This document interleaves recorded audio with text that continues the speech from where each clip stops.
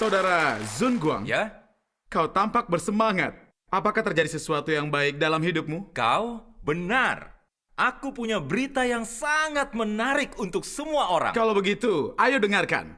Aku telah mendengar kesaksian Ah, bahwa Tuhan telah berinkarnasi menjadi daging dan turun secara rahasia. berinkarnasi menjadi daging? Benar, Turun secara rahasia? benar. Bagaimana mungkin? Hah, Alkitab bernubuat bahwa Tuhan akan kembali dengan awan dan setiap mata akan melihat Dia.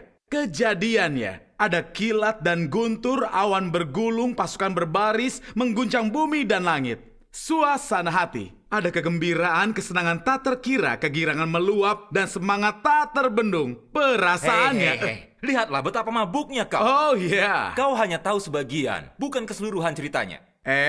Dari mana kau dapat ide itu? Apa yang dikatakan dalam Wahyu 1 ayat 7? Lihatlah dia datang dengan awan-awan, dan setiap mata akan melihatnya. Juga mereka yang menikam dia, dan semua orang di bumi akan meratap karena dia. Hei, kau tadi berkata, ketika Tuhan datang dengan awan, orang-orang akan senang dan gembira. Benar.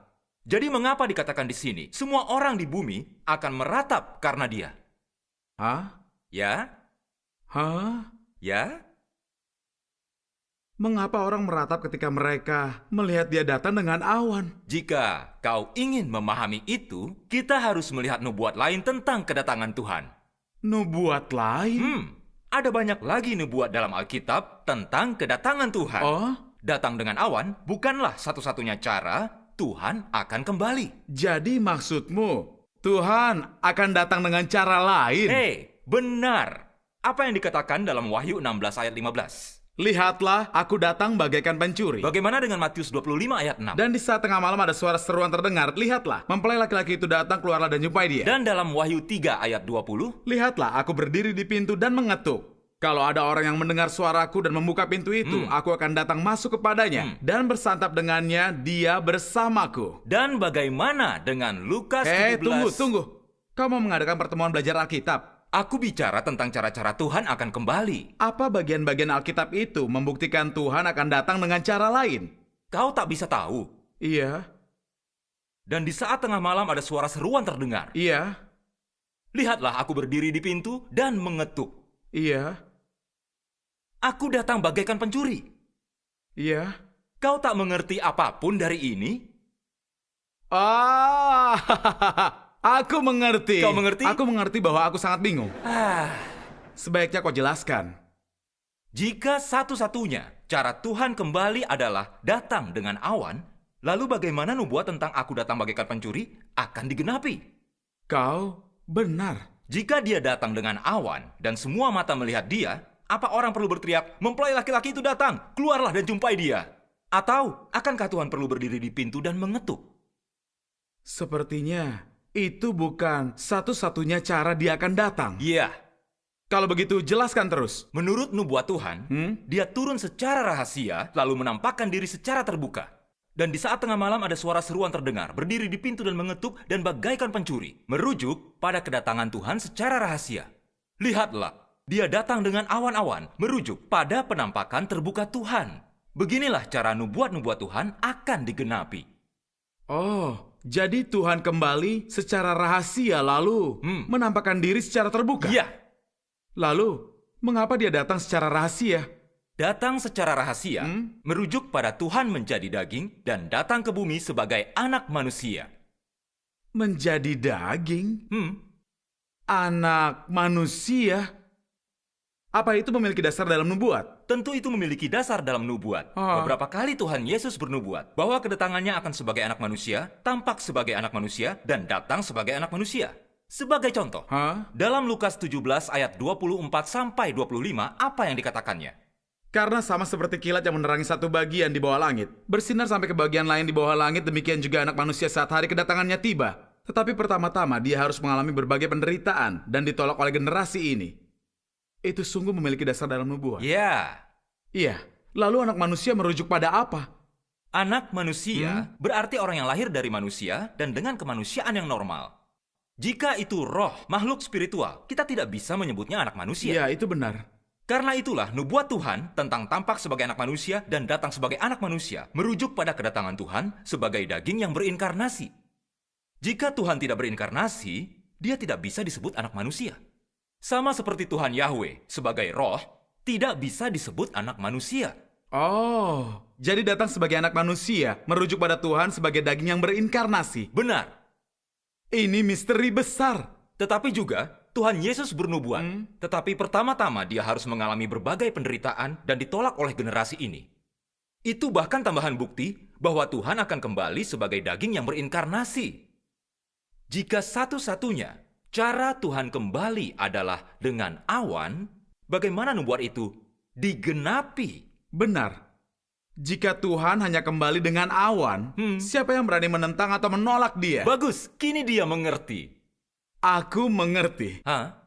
Tetapi mengapa Tuhan datang sebagai daging yang berinkarnasi di akhir zaman? Hei, itu pertanyaan yang bagus. Apa maksudmu? Tuhan datang sebagai daging yang berinkarnasi di akhir zaman, terutama untuk melakukan pekerjaan penghakiman. Pekerjaan penghakiman?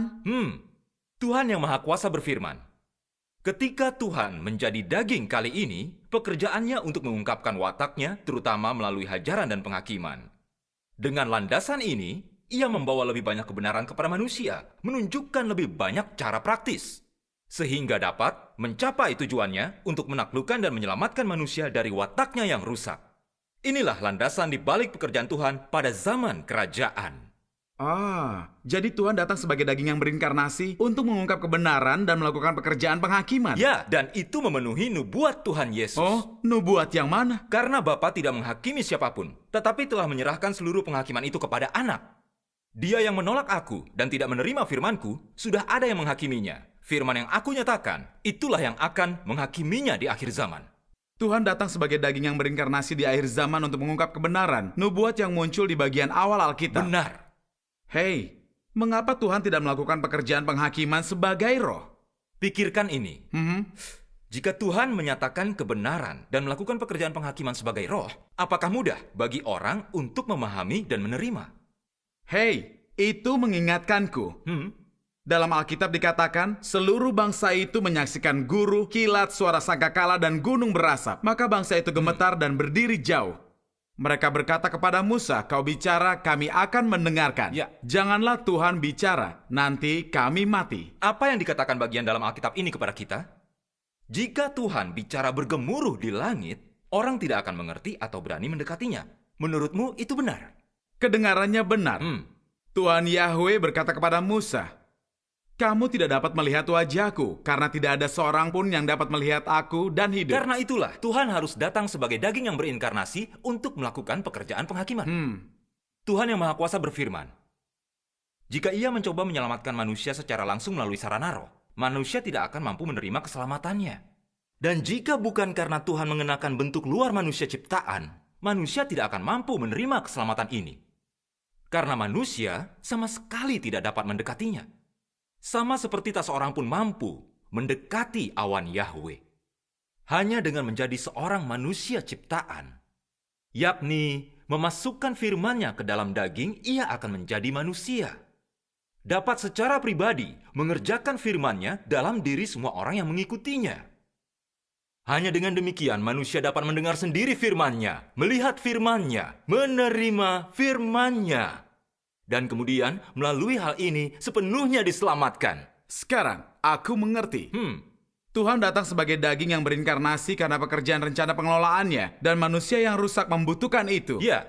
Ini sangat mendalam. Pentingnya Tuhan datang secara rahasia sebagai daging yang berinkarnasi untuk melakukan pekerjaannya terus berlanjut. Oh, masih ada lagi? Alkitab menubuatkan bahwa ketika Tuhan kembali, Dia akan memisahkan hamba yang baik dari yang jahat, kambing dari domba, gandum dari tara, dan gadis bijaksana dari gadis bodoh. Benar kan? Iya benar. Apa kaitannya dengan kedatangan Tuhan sebagai daging yang berinkarnasi untuk melakukan pekerjaan? Kuberi contoh yang tidak terlalu akurat. Lanjutkan. Jika Kaisar ingin menunjukkan simpati terhadap opini publik dan menyingkirkan pengkhianat, apa cara terbaik untuk melakukannya?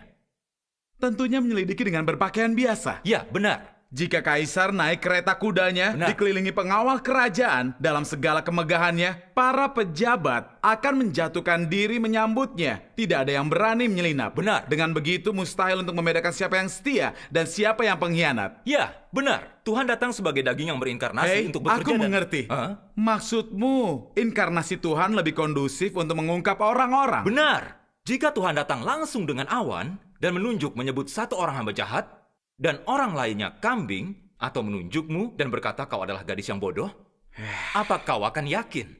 Tanpa fakta untuk mengungkapkan kebenaran, tentu aku tidak yakin. Maka ketika Tuhan datang sebagai daging yang berinkarnasi untuk bekerja, itu mengungkap semua orang. Mereka yang mencari kebenaran dan mendengarkan suara Tuhan adalah gadis bijaksana. Mereka lihat penampakan Tuhan dalam firman dan pekerjaan Tuhan yang Maha Kuasa dan menyambut kedatangannya kembali. Domba Tuhan mendengar suaranya. Gadis bodoh, karena inkarnasi Tuhan terlihat biasa dan normal, menilai, mengutuk, dan menentang dia secara ceroboh. Itu mengungkapkan orang yang jahat. Astaga, Tuhan yang bekerja sebagai daging yang berinkarnasi sungguh memilah manusia menurut jenisnya. Tuhan sangat bijaksana. Di akhir zaman, Tuhan datang sebagai daging yang berinkarnasi untuk bekerja, menyatakan kebenaran, melakukan pekerjaan penghakiman, menyucikan dan menyelamatkan manusia. Dan membuat kelompok pemenang sebelum bencana besar. Lalu, setelah Tuhan mendatangkan bencana dan memberi hadiah dan hukuman, dia menyatakan dirinya kepada semua bangsa di bumi.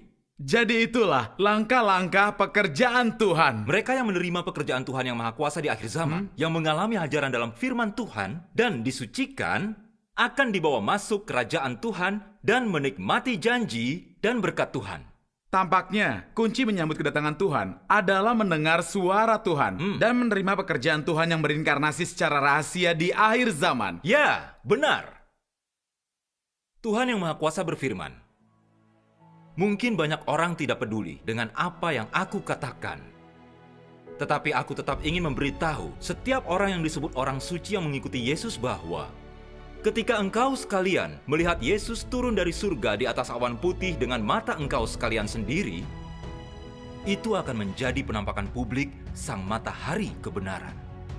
Barangkali itu akan menjadi saat yang sangat menyenangkan bagimu. Tetapi ketahuilah bahwa saat engkau menyaksikan Yesus turun dari surga, saat itulah engkau turun ke neraka untuk dihukum. Itulah tanda berakhirnya rencana pengelolaan Tuhan. Dan saatnya Tuhan memberi upah orang baik menghukum yang jahat. Penghakiman Tuhan akan berakhir sebelum manusia melihat tanda-tanda. Ketika hanya ada pengungkapan kebenaran. Firman Tuhan yang Maha Kuasa sudah sangat jelas. Iya. Jika orang-orang dengan bodohnya menunggu Tuhan Yesus tampil secara terbuka dengan awan, dan menolak dan menentang pekerjaan Tuhan Yesus ketika dia datang secara rahasia, hasilnya terlalu menakutkan untuk dibayangkan. Iya. Jika kau tunggu Tuhan datang secara terbuka dengan awan untuk menerima dia, kau menambah kapal bocor setelah di laut. Saat itu sudah terlambat. Baik, sekarang aku harus pergi. Hei, kau mau kemana? Untuk menyelidiki pekerjaan Tuhan yang Maha Kuasa di akhir zaman. Hei, dia sungguh mengerti.